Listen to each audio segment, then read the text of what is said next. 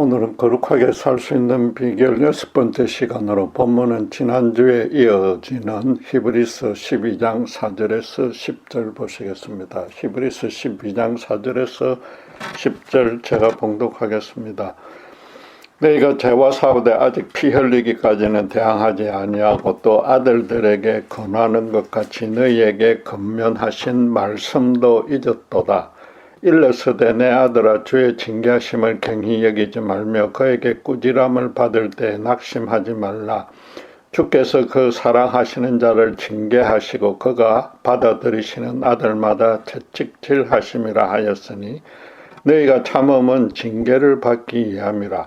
하나님이 아들과 같이 너희를 대우하시나니 어찌 아버지가 징계하지 않는 아들이 있으리요. 징계는 다 받는 것이거늘 너희에게 없으면 사생자요 친아들이 아니니라. 또 우리 육신의 아버지가 우리를 징계하여도 공경하였거든 하물며 모든 영의 아버지께 더욱 복종하며 살려 하지 않겠느냐. 그들은 잠시 자기의 뜻대로 우리를 징계하였거니와 오직 하나님은 우리의 유익을 위하여 그의 거룩하심에 참여하게 하시느니라. 히브리서는 현실적 종교적 핍박에 져서 다시 유대교로 돌아가려는 잘못을 범하지 않게 하려고 히브리인 신자들을 위로 격려하는 서신입니다. 그래서 10장까지는 유대교의 짐승 제물을 바치는 속죄 제사의 불완전성을 자세히 설명한 후에 그와 대비해서 예수님이 십자가에 바쳐진 영단번의 완전한 속죄를 가르쳤습니다. 그리고 11장에서는 구약 인물 중에 믿음의 증인으로 율법이 규정하는 짐승 제사가 있기 전에부터 영생을 얻은 그 선진들 위주로 열거했습니다. 그들은 율법이 없어도 하나님의 본향만 사모했기에 당시의 우상숭배에 빠지지 않고 현실의 고난과 핍박을 끝까지 인내하며 여호와 하나님만 믿었던 것입니다. 이어지는 12장은 이러므로 시작하는데 아무 공로 없이 십자가 은혜로 구원 얻었고 다시는 정죄함이 없는 신약 신자인 너희는 현실 고난과 핍박을 구약 선진보다 더 잘 이겨내야 한다는 그런 뜻인 겁니다. 말하자면 성령으로 거듭난 신자의 가장 큰 특징도 이런 믿음의 선진처럼 떠나온 본향, 즉 예수님을 몰랐던 삶으로 절대 돌아가지 않는 것입니다. 자기 앞에 놓인 천국을 향한 경주를 믿음으로 인내하며 살아갈 수 있게 되는데 혹시 피곤하고 지칠 때는 예수님의 은혜를 회상하면 다시 힘을 얻을 수 있기 때문입니다. 그리고 성령으로 거듭나는 그 순간 인생의 방향과 목적이 오직 예수님이 가신 길을 따르겠다라고 바뀜으로써 성화는 사실상 그때 벌써 시작된 것입니다. 그 후로 구체적으로는 몰라도 성령님의 인도와 주관 아래에서 이 성화는 계속 진행되고 있습니다. 신자가 행할 일은 성령의 법을 의지하면서 영의 생각을 쫓으며 끝까지 예수님의 길을 걸어가는 것입니다. 성화의 본질은 그래서 예수 그리스도를 믿음으로써 하나님과 새롭게 형성된 관계를 죽을 때까지 신실하게 유지하는 것이라고 말할 수 있습니다. 바꿔 말해서 개별적인 사건과 사안마다 선과 악, 의와 재, 경건과 세속 중에 옳은 일을 선택하여서 의롭게 행동하지 못했다고 해서 성화에 실패했다고 판단해서는 안 된다는 뜻입니다. 본문은 예수 그리스도로 인해서 새롭게 바뀐 하나님과 신자의 관계를 아버지와 아들 사이로 비유합니다. 특별히 사생아가 아니라고 강조합니다. 친아버지는 친아들이 한두 번 잘못했다고 아니 평생토록 감옥을 들락거리며 아버지의 가슴에 상처와 슬픔만 남겨도 그 관계를 끊어버리는 법은 절대 없습니다. 사도 요한은 요한복음 1장 12절 13절에 영접하는 자 곧 그 이름을 믿는 자들에게는 하나님의 자녀가 되는 권세를 주셨으니 이는 혈통으로나 육정으로나 사람의 뜻으로 나지 아니하고 오직 하나님께로부터 난 자들이니라고 선포합니다. 예수님을 자기 인생의 온전한 주인으로 모시면 하나님의 자녀가 됩니다. 또 그렇게 되는 것은 자신의 노력이 아니라 오직 하나님의 은혜로만 가능하다고 합니다. 말하자면 당신의 아들로 받아주기 위해서 하나님 쪽에서 먼저 성령의 간섭을 베푸신 후에 신자들의 예수님을 믿게 해 주시는 겁니다.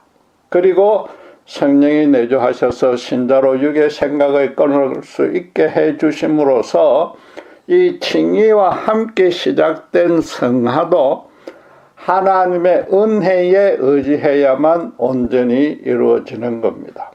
그렇다면 신자가 예수님의 가신 길을 따르는 데 실패하는 이유는 하나님의 은혜를 제대로 찾아서 누리지 못하기 때문입니다. 본문은 그런 맥락에서 당시 히브리인 신자들이 유대교의 협박에 흔들리게 되는 이유를 두 가지로 제시합니다. 첫째는 4절에 보다시피 이건 지난주에 살펴봤는데 죄와 싸우되 아직 피 흘리기까지는 대항하지 않았다고 합니다. 예부의 박해를 참지 못하는 일을 죄와 연결한 까닭은 현실의 재물과 권세의 마음이 빼앗기는 죄를 범한다는 그런 뜻인 겁니다.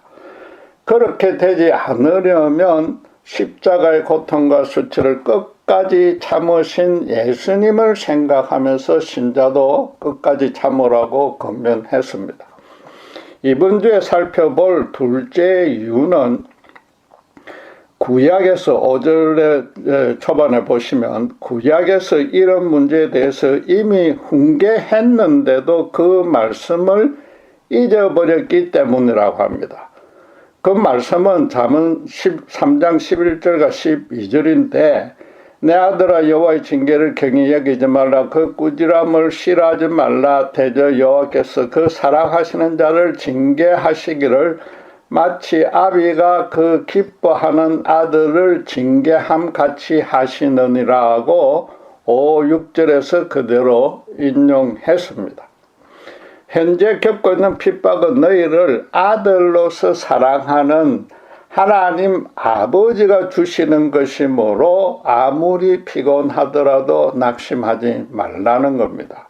그런데 인용한 잠언 말씀이나 이어지는 오늘 본문의 설명이 이 당시의 상황과 저자의 의도에 비추면 조금 불합리하지 않습니까?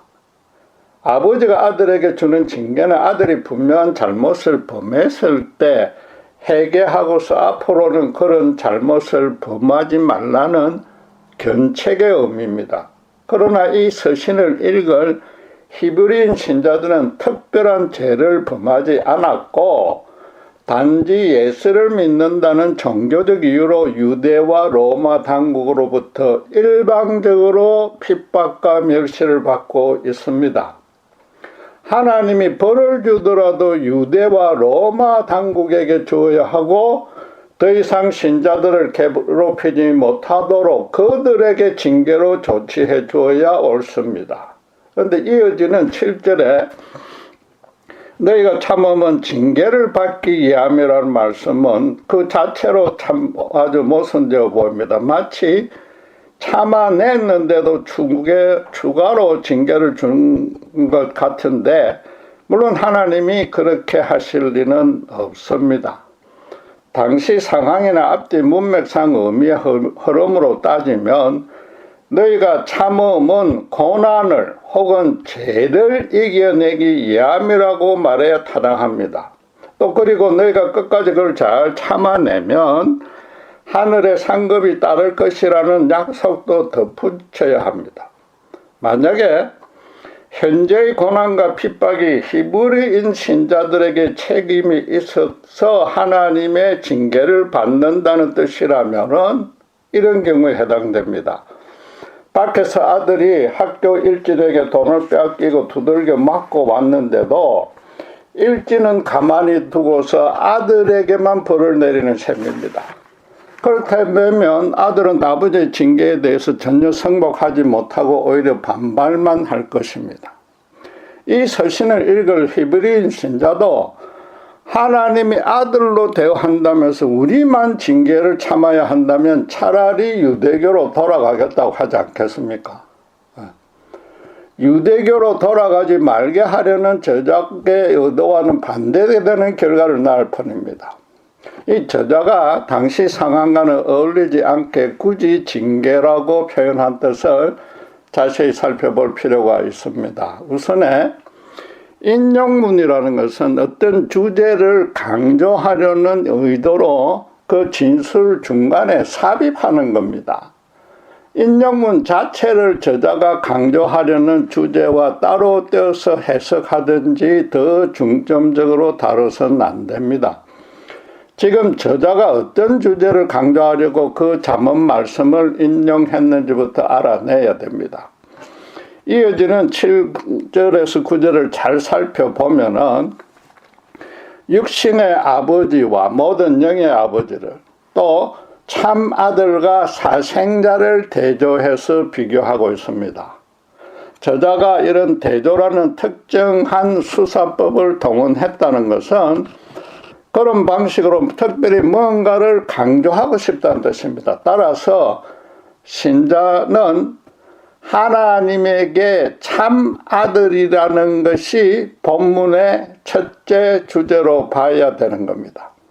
인용한 잠언 말씀도 아버지가 징계하는 그 자체보다는 아버지가 아들을 징계하는 목적이 아들의 유익을 위한 것이므로 아들이 순종해야 한다는 그 사실의 방점이 찍힙니다. 신자의 잘못과 죄에 대한 징계가 주제라면은 인용문이나 비유도 어떤 이유로 징계가 실현되므로 너희는 이렇게 저렇게 참아야 한다고 가르쳐야 되는 겁니다.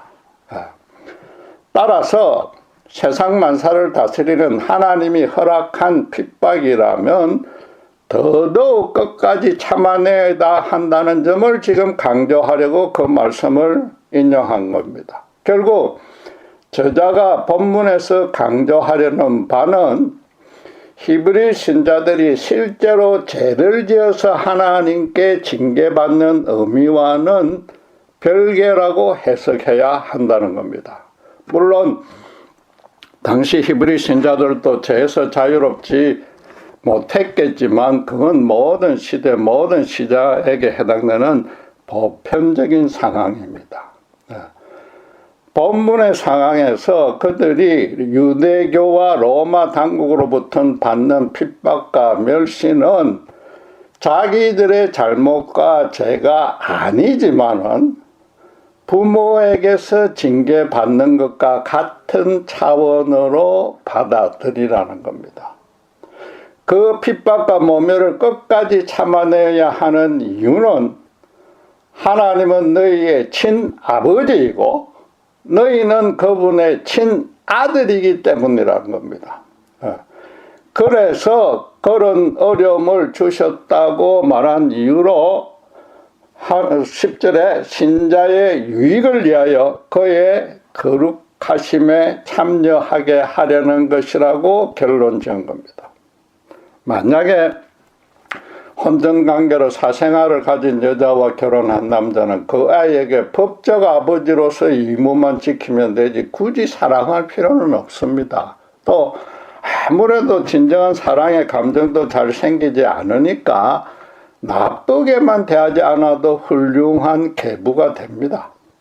굳이 징계하여서 아들이나 아내의 미움을 살 필요가 없습니다. 친아버지만이 친아들의 유익을 위해서 징계하는 법입니다. 친아들 쪽에서도 훈육의 해처리를 참지 못하고 아버지에게 원망 비난하면서 저항하지 않습니다. 아버지의 징계를 참지 못하고 호적에서 자기 이름을 파내고서 친구네 아버지를 찾아가 아들로 입적시켜 달라고 요구하는 법은 아예 없습니다. 알코올 중독자 아버지가 술만 마시면 아무 이유 없이 허리띠로 아들을 잔인하게 두들겨 패도 차라리 가출은 해도 결코 다른 아버지를 찾지는 않는 겁니다. 만약에 지금 히브리인 신자가 현재 겪고 있는 핍박을 참지 못하고 유대교로 돌아가면 아버지가 공부 잘하라고 훈계하고 때로 성적이 떨어지면 사랑의 해초리를 때렸는데도 그것이 너무 싫어서 가출해서 고아로 살거나 나무집 양자로 들어가겠다고 하는 셈입니다.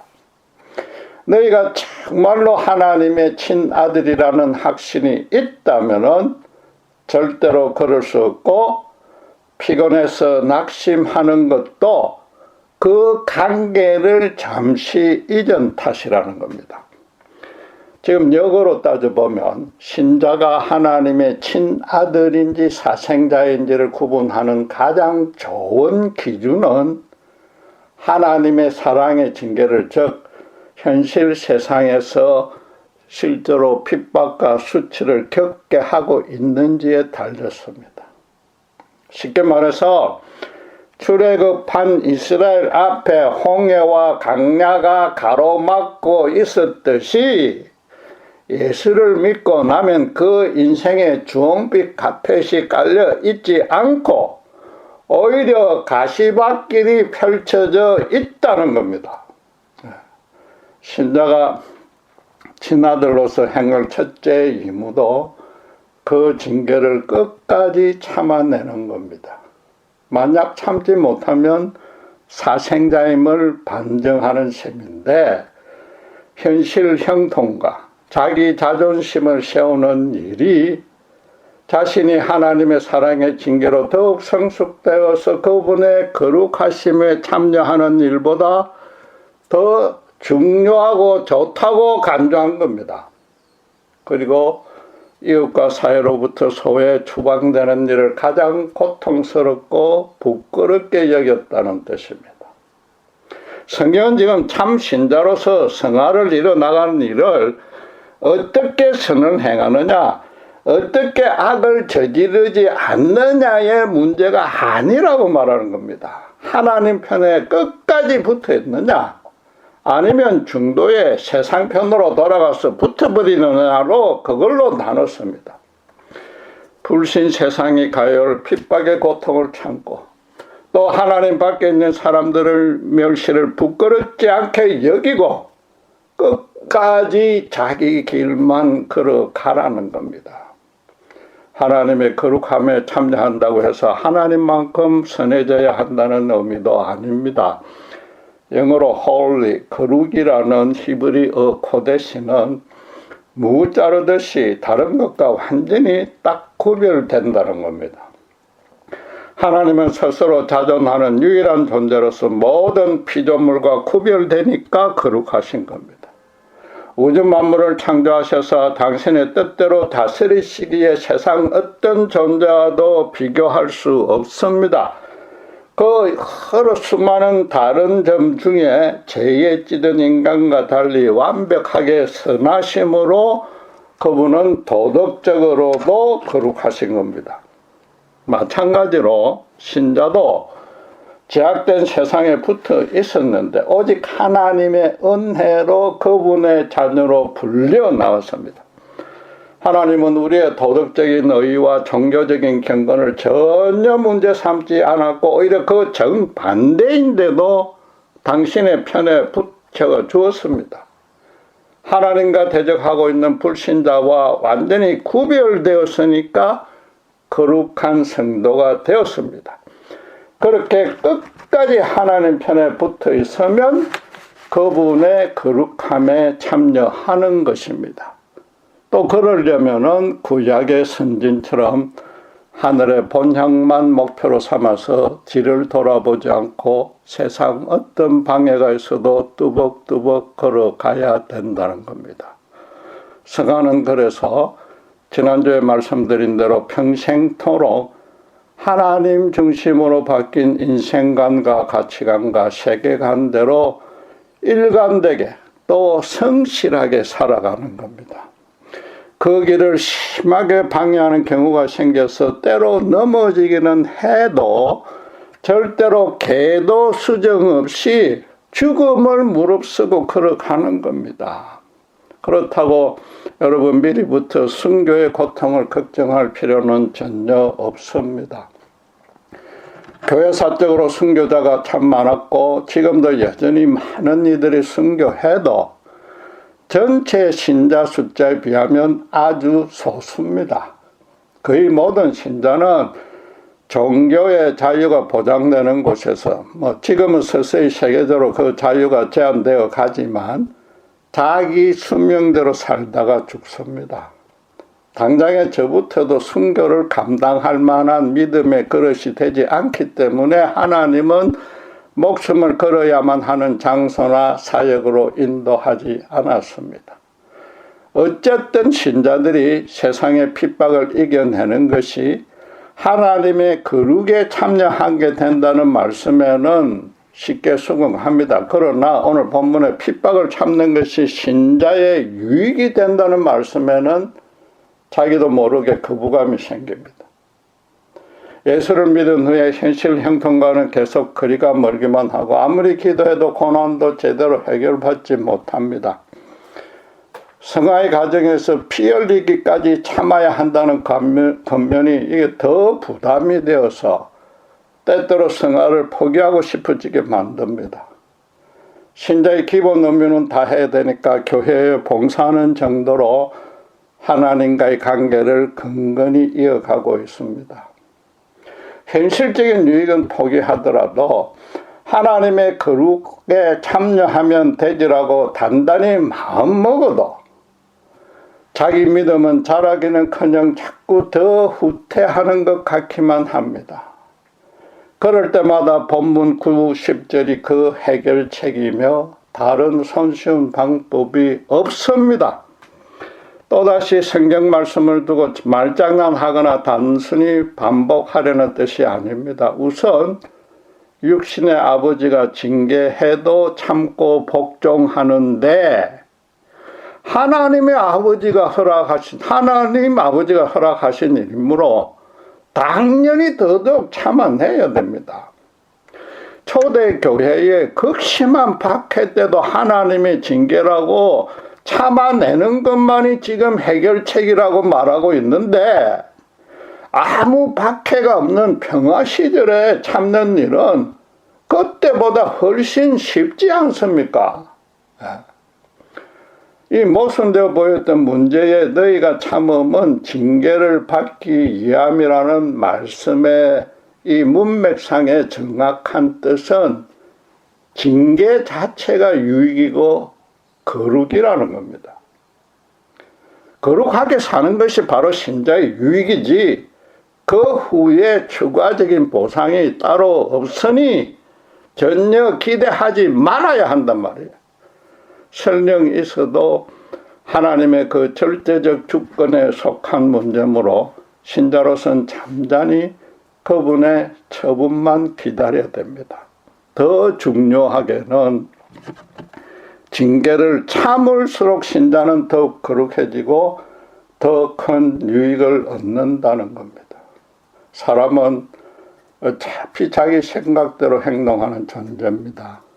현실적으로 고달프고 부끄럽긴 해도 그것이 궁극적인 진짜 축복을 절대 흔들지 못하고 그것에 지면 오히려 더 좋은 축복을 잊어버리게 된다는 것을 삶에서 체험을 해야만 그게 참아낼 수 있는 겁니다. 잠시 세속적으로 일탈할 수 있으나 그 금방 실증이 나고 절대로 내가 있어야 할 것이 아니고 내가 행할 바가 아니요 내가 생각할 내용이 아니라고 절감해야 된단 말입니다. 다시 강조하지만 하나님과 교제 동행하는 일 자체가 유익이고 기쁨이고 축복이라고 절감해야 참아낼 수 있는 겁니다. 제가 예수를 믿은 후에 큰 결심을 하고서 담배를 한 6개월 정도 끊었는데 우연히 다시 피웠더니 너무 맛이 좋았고 이전보다 더 많이 피우게 됐습니다. 흡연이 직접적인 죄는 아니지만 세상 쾌락과 제약도 일단 접하게 되면 사람을 더욱 깊이 끌고 들어가서 부패, 절망, 사망으로 빠뜨립니다. 그러던 어느 날 양복 포켓에 남아있는 담배가루에서 갑자기 너무나 역겨운 냄새가 났습니다. 또 다른 사람이 조금 전에 담배 피우고 나간 화장실에 따라 들어갔더니 속에서 구역질이 올라올 정도로 그 냄새를 참을 수 없었습니다.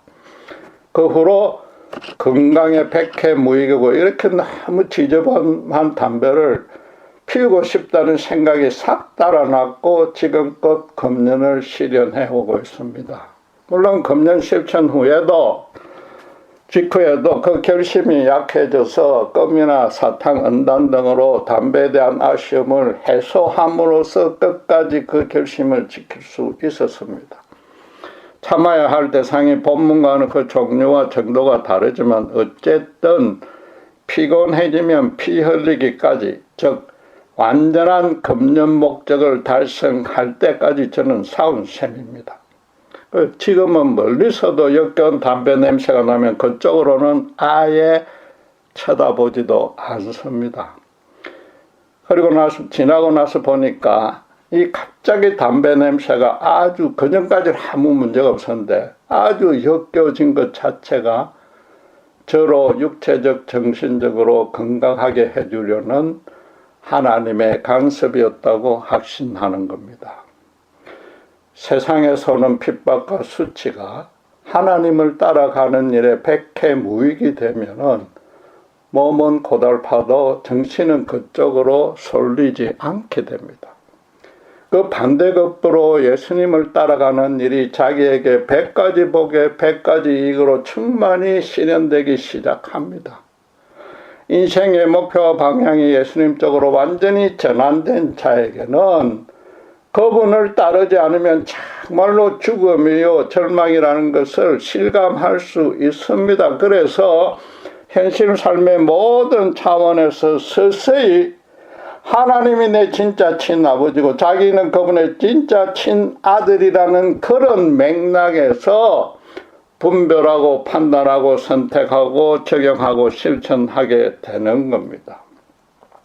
히브리서 저자는 지금 신자의 잘못과 죄가 아닌데도 하나님이 세상으로부터 고난과 수치를 겪게 하셔도 정말로 신자의 유익을 위해서 허용하셨기 때문에 지금 부모의 사랑에 매에 비춰서 징계라고 표현한 겁니다. 따라서 하나님이 그 고난과 수치를 따로 계획해서 신자에게 일어나게 한 것은 당연히 아닌 겁니다.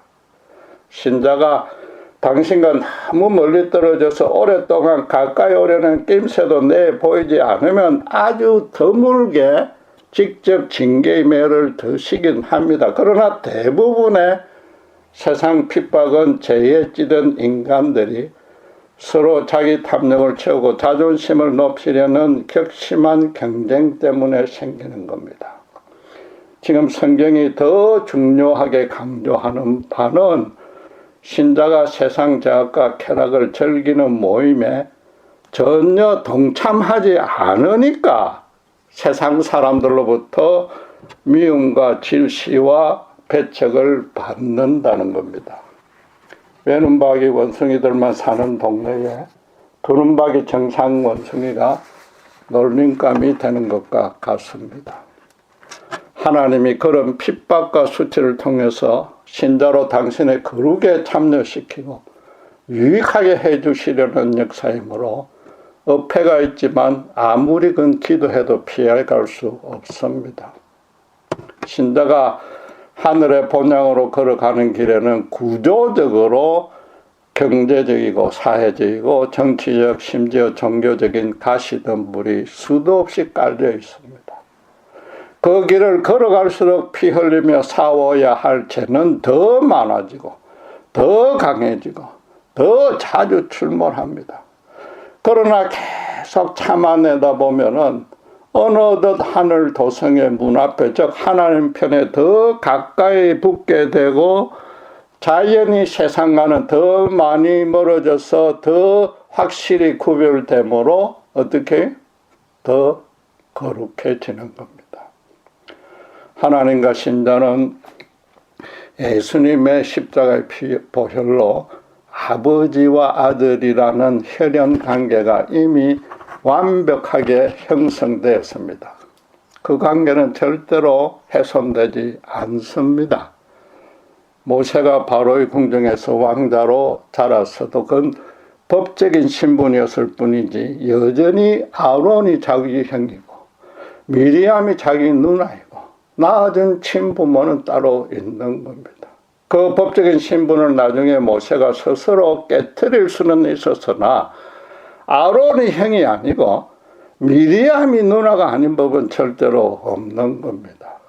부모 자식 관계는 인간 세상에서도 이 법률로도 절대 무효화시킬 수 없으며 그것을 기록한 호적 원부는 정부기관이 영원히 보관합니다.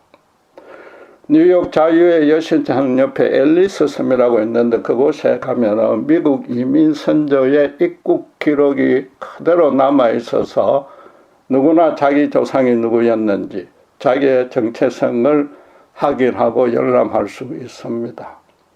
마찬가지로 구원받기로 작정이 되는 순간 신자의 이름은 하늘의 생명책에 등재되고 그 기록은 절대 말살되지 않는 겁니다. 신자가 세상 핍박을 참아낼수록 그 잉크 자국이 더 선명해집니다. 하나님이 기뻐하여서 택한 자에게 그가 죄 가운데 하나님과 원수가 되어 있었어도 성령의 간섭으로 하나님의 자녀로 삼아 주었습니다.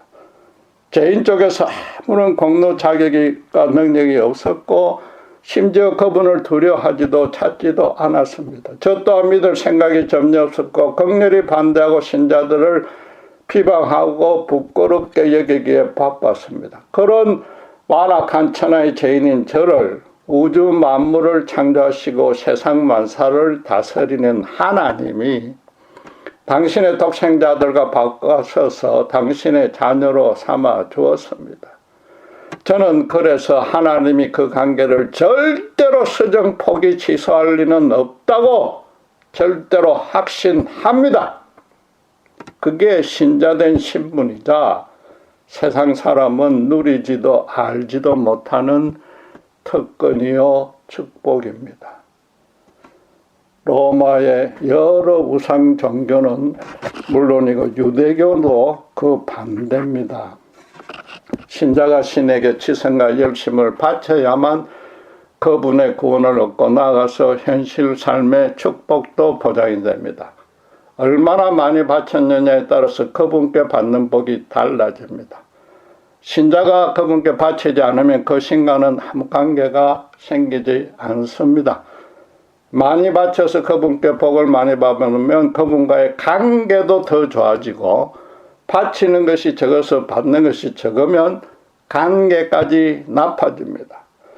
그분과의 교제가 먼저이고 또 잘해야만 그 관계도 형성되고 또 관계도 좋아진다고 믿습니다. 기독교는 그와 정반대입니다. 먼저 하나님과 아버지와 아들의 관계가 완전히 형성된 후에 그 관계가 갈수록 너무 좋고 은혜로워서 서로 간에 일방적인 게 아니고 서로 간에 신자의 일방적인 받침이 아니고 사실은 하나님이 항상 손해보는 방식으로 아름다운 교제를 이어가는 겁니다. 한마디로 그런 부자 관계가 된 것 자체가 복이라는 겁니다. 아버지가 때로 아들 건강을 위해서 힘들게 운동시키고 열심히 공부하라고 책은 해도 아들은 아버지가 자기 장래 유익을 위해서 그러는 줄 잘 알기에 그 가정이 고달프고 지쳐도 기꺼이 순종 헌신하듯이 말입니다. 이걸 거꾸로 여러분 고아였다고 생각해보면 이것이 얼마나 큰 은혜인지 실감할 수 있을 겁니다. 그런데도 일부 신자들이 하나님께 받은 현실적인 복이 적으면 하나님의 사랑을 의심합니다. 자기 믿음을 자기 현실 문제와 고난을 해결하려는 목적으로만 갖고 있기 때문입니다. 그래서 가능한 도덕적인 죄를 적게 짓고 착하게 살려고 노력하고 교회 봉사도 많이 하는데 왜 복은 주지 않느냐고 불만 의심하는 겁니다. 그분께 받은 복이 많아야 그분과 교제를 열심히 뜨겁게 하다가 뭐 조금만 복이 줄면 교제도 잘 하지 않습니다. 하나님과의 관계가 자기가 받은 복에 따라서 줄었다 늘었다 합니다. 이는 기브 앤 테이크의 비즈니스 계약이지 아버지와 아들 사이가 절대 아닌 겁니다. 로마서 4장 4절에 일하는 자에게는 그 삭시 은혜로 여겨지지 아니하고 보수로 여겨진다고 하는 말씀대로 유대교의 그런 율법적 축복 개념에 아직 남아있거나 기독교에서 다시 유대교로 돌아가는 것과 같은 겁니다. 아버지가 병안으로 몸져 놓으면 아들은 사랑으로 끝까지 수발하며 섬기게 마련입니다.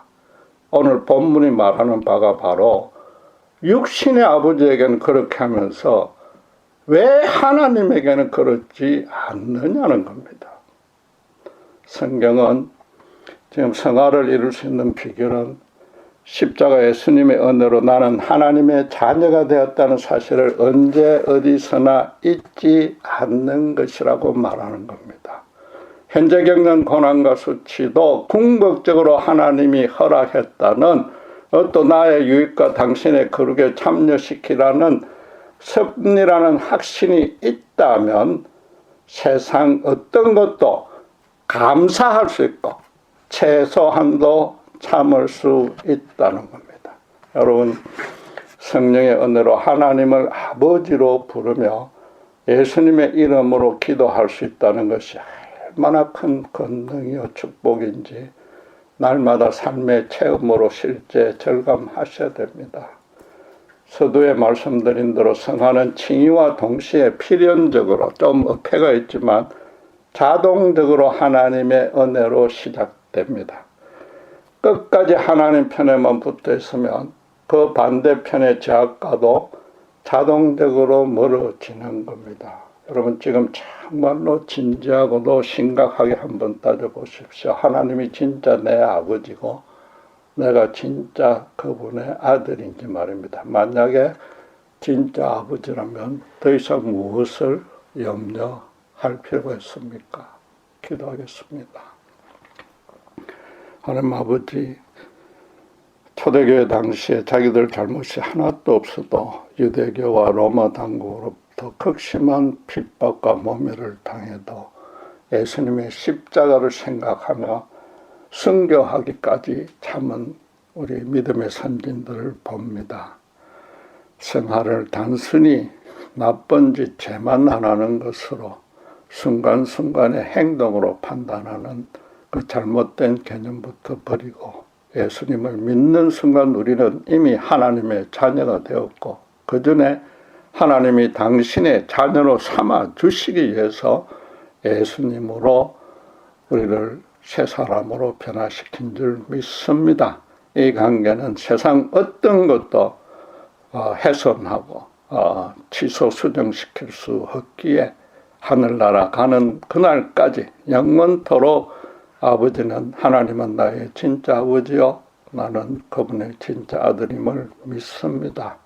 이제는 세상 어떤 것으로도 우리의 이 관계를 흔들릴 수 없기에 모든 일들에 감사할 수 있게 하고 또 그리하여 주님 따라가는 길을 혹시라도 현실에서 불편하고 고달플지라도 끝까지 참아내며 걸어갈 수 있도록 저희를 축복하시고 그 전에 그것 자체가 축복인 줄 우리로 항상 확신케 하여 주시옵소서.